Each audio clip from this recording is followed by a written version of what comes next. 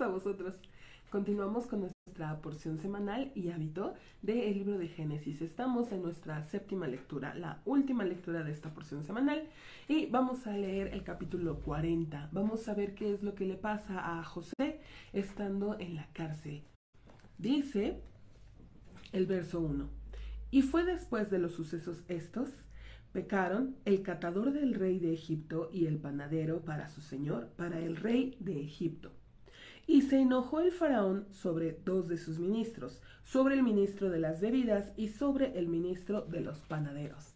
Dice que pecaron. ¿Qué pudieron haberle hecho a el faraón que lo consideró un pecado o una grave falta? Recordemos que faraón se consideraba prácticamente una deidad.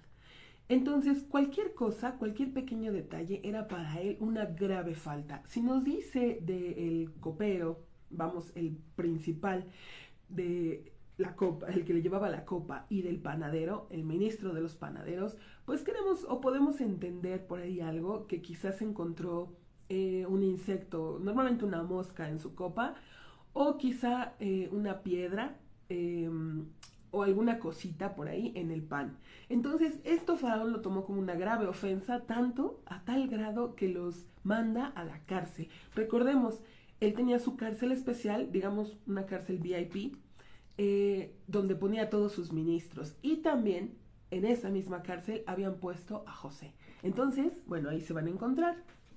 Dice el verso 3.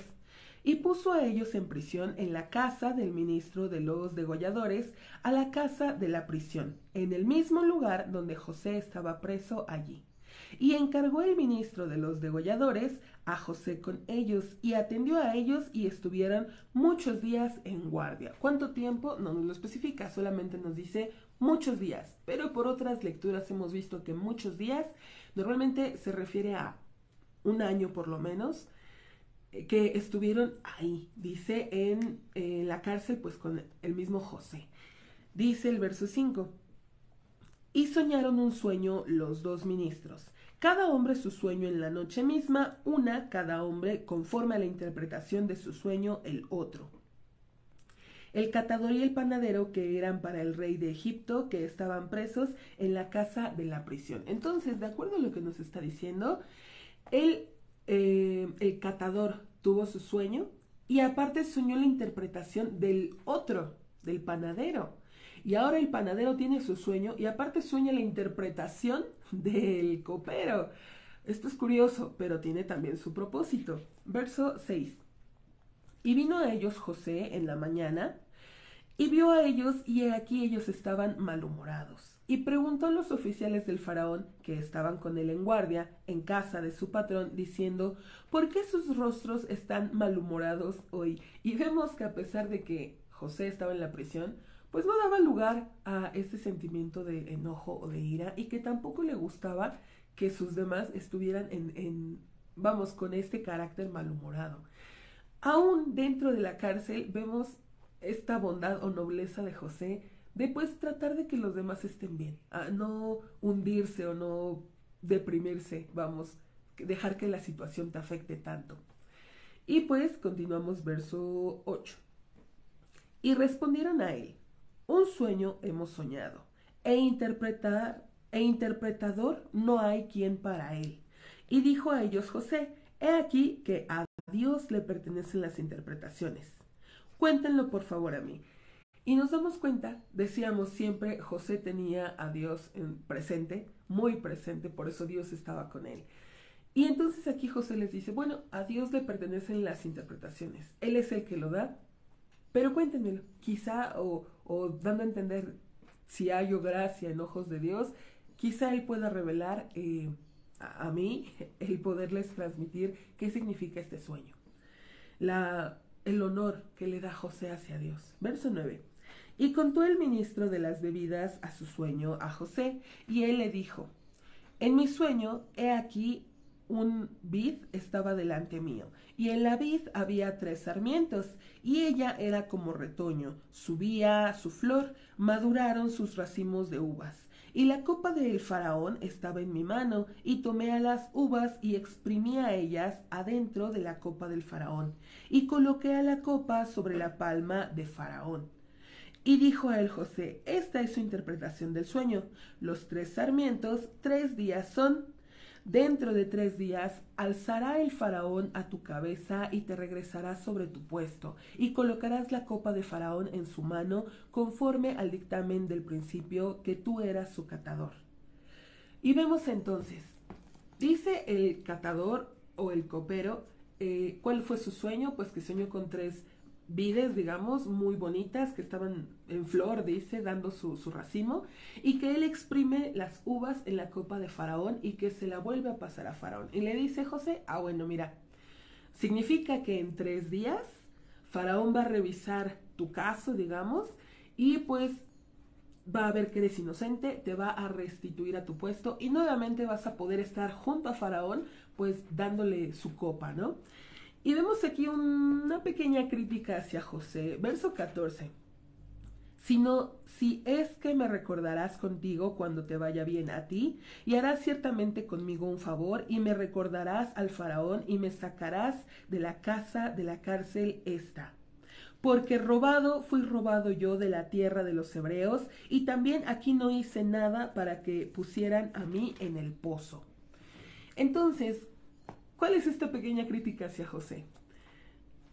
Le dice al copero: ya que vas a volver a estar junto a faraón, mencióname, habla conmigo ante él, ante el faraón, para que me saque de aquí. Porque robar fui robado. Es decir, habíamos hablado cuando fue vendido José, era secuestro lo que le hicieron sus hermanos.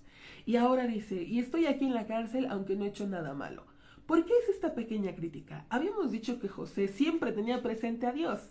¿Cómo es posible? ¿Cómo baja, digamos, José de su grado, su categoría, al hecho de pedirle a este hombre, a el principal, el copero, de pedirle ayuda a él para que Faraón lo saque de la cárcel?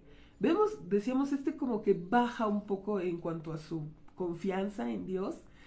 José le está depositando en un hombre a final de cuentas. Y esto es como un punto negativo. Y vamos a ver qué pasa con ello también.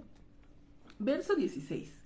Y vio el ministro de los panaderos que bien acertado interpretó. Habíamos dicho, el panadero soñó la interpretación del copero.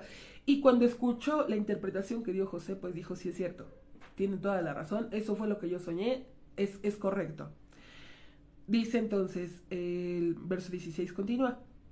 Y dijo a José: también yo en mi sueño, y he aquí que 3 canastas de mimbre sobre mi cabeza, y en la canasta, la superior, la de arriba, había de toda comida del faraón, elaboración de panadería, y el ave come a ellas desde la canasta sobre mi cabeza. Y respondió José y dijo: esta es su interpretación. Las 3 canastas 3 días representan. Dentro de 3 días alzará el faraón a tu cabeza de encima de ti y colgará a ti sobre un árbol y comerá el ave a tu carne de encima de ti. Vemos entonces ahora la otra parte. Dice el panadero: bueno, yo también tuve un sueño, 3 canastas sobre mi cabeza.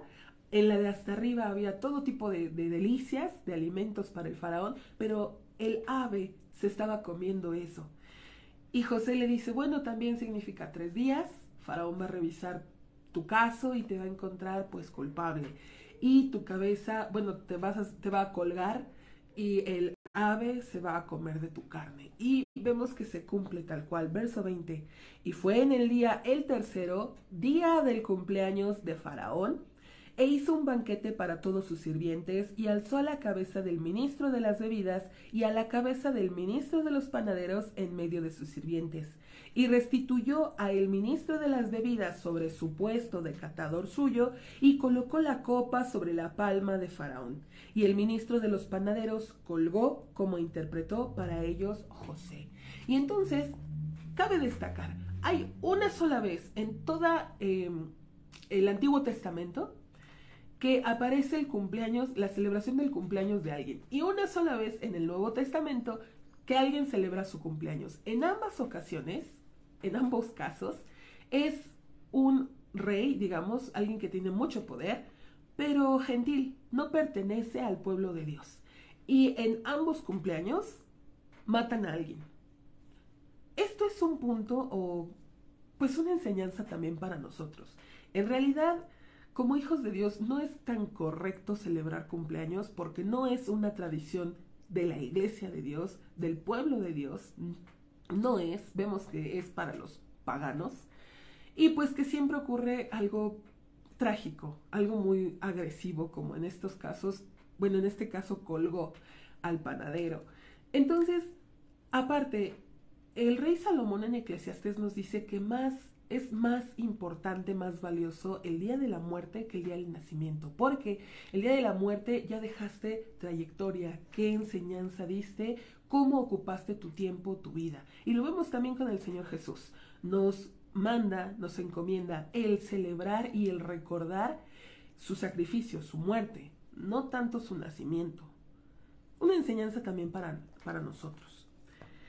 Y pues veíamos también, decíamos esta pequeña crítica de José, verso 23.